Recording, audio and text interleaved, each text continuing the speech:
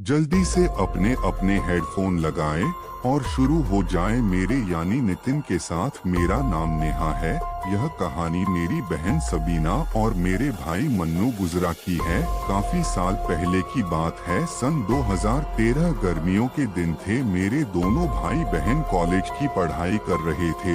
मेरे घर से थोड़ी ही दूरी पर इन दोनों का कॉलेज था। हमेशा की तरह यह दोनों कॉलेज गए हुए थे। कॉलेज ज्यादा दूर नहीं था, इसीलिए वह अक्सर पैदल ही जाया करते थे। ऐसे ही एक दिन यह लोग कॉलेज गए हुए थे और गर्मी भी बहुत ज्यादा थी। कॉलेज से वापस आते वक्त गर्मी से परेशान होकर वापसी में एक पेड़ के पास आराम करने लगे और ठीक यह जिस पेड़ के पास खड़े थे वह एक इमली का पेड़ था। और अक्सर आप लोगों ने सुना ही होगा कि दोपहर में कभी भी आम, इमली या पीपल के पेड़ के पास नहीं रहना चाहिए। खैर ये लोगों को उतना मालूम नहीं था। यह दोनों के दोनों पेड़ के पास बैठकर आराम करने लगे। इन्हें बैठे कुछ ही देर हुई होगी कि अचानक सबीना के कान में कुछ खुसर पुसर की आवाज आने लगी। उसने मन्नू से कहा कि तुम्हें किस चीज की आवाज सुनाई दे रही है? मन्नू ने कहा नहीं। तो यह बात सुनकर सबीना को यह लगा कि शायद उसका वहम होगा।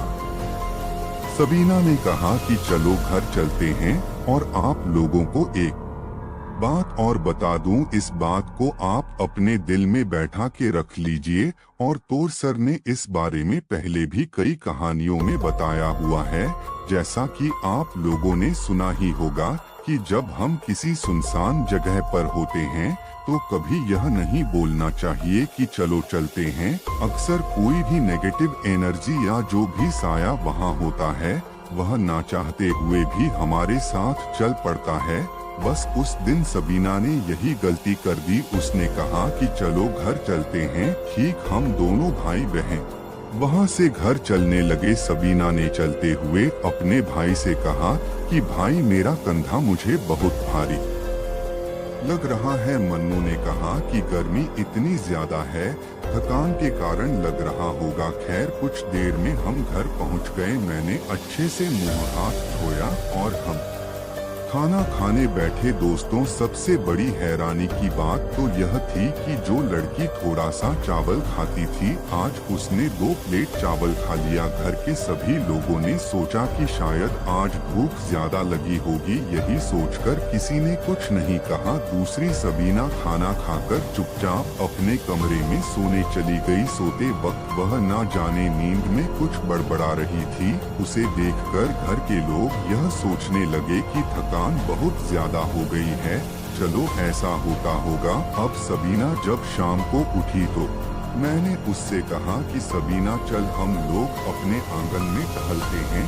सबीना ने कहा ठीक है। हम लोग ठीक आंगन में पहुँचे तो पाया कि हमारे घर में 4 बिल्ली है। वो बिल्ली हम लोग ही पाले हुए हैं। लेकिन दोस्तों उसी में से एक बिल्ली सबीना को देखकर चिल्लाने लगी। हमने सोचा कि अब इस बिल्ली को क्या हो गया, लेकिन बिल्ली को देखने के बाद सबीना भी गुर्रने लगी। एक बार को तो हमने यह सोचा कि शायद बिल्ली को डराने के लिए ऐसा कर रही है। हमने हंसते हुए सबीना से कहा कि लगता है तेरे ऊपर शैतान आ गया। हमने तुरंत ही बिल्ली को भगा दिया और हम लोग आंगन में टहलते हुए बातें कर रहे थे। उस वक्त एक अजीब सी गंध आ रही थी। मैंने कहा कि यह गंध कहाँ से आ रही है? और हम इस गंध को काफी देर से नोटिस भी कर रहे थे। सबीना कुछ बोल भी नहीं रही थी। उसी वक्त मन्नू भी बाहर आया और बोलने लगा कि अम्मी यह सड़ी सी गंध कहाँ से आ रही है? इतना कहते कहते उसने मजाक में सबीना की तरफ देखकर कहा कि जरूर यह इसी से आ रही है, यह नहाती भी नहीं है। सबीना ने गुस्से से मन्नू को देखा और कहा कि तू बहुत बोलता है, लगता है तुझे सबक सिखाना पड़ेगा। मन्नू एकदम सोच में पड़ गया और कुछ भी नहीं बोला। लेकिन हम लोग मन्नू से बात करने लगे। हम दोनों घर के अंदर आ गए। समय बहुत ज्यादा हो गया था। हम लोग घर में बैठकर ही बात कर रहे थे।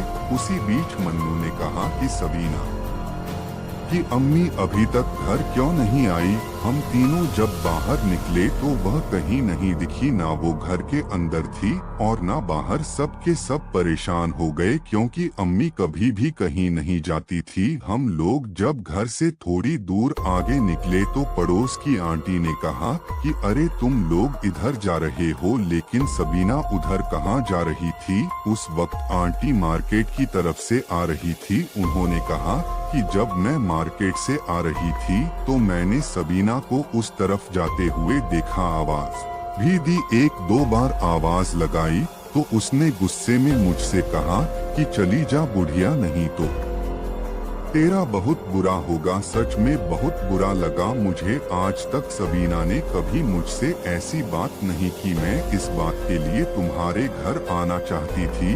वो तो अच्छा हुआ कि तुम लोग बाहर ही मिल गए। दोस्तों, आंटी ने जो जगह बताई थी हम लोगों ने वहां पहुंचने की पूरी कोशिश की और 5 मिनट में हम वहां पहुंच भी गए। हमने वहां पहुंचकर देखा कि सबीना उसी इमली के पेड़ के पास बैठकर पेड़ की जड़ों से खुरेकर कुछ खा रही थी। जब हम पास पहुंचे तो देखा कि वह छोटे छोटे कीड़े निकाल कर खा रही थी।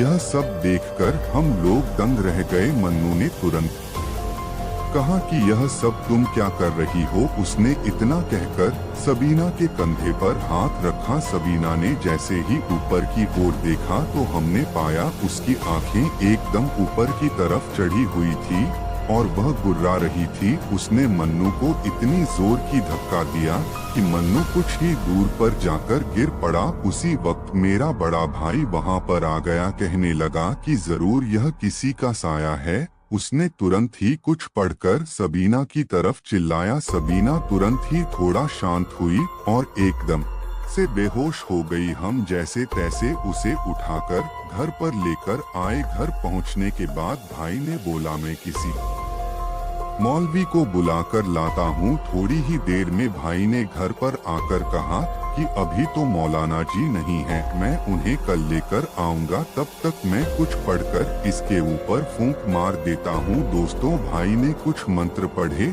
और सबीना के ऊपर कुछ पानी के छींटे भी मारे। बस इसी के बाद से कहानी का मोड़ यहाँ चेंज हो जाता है।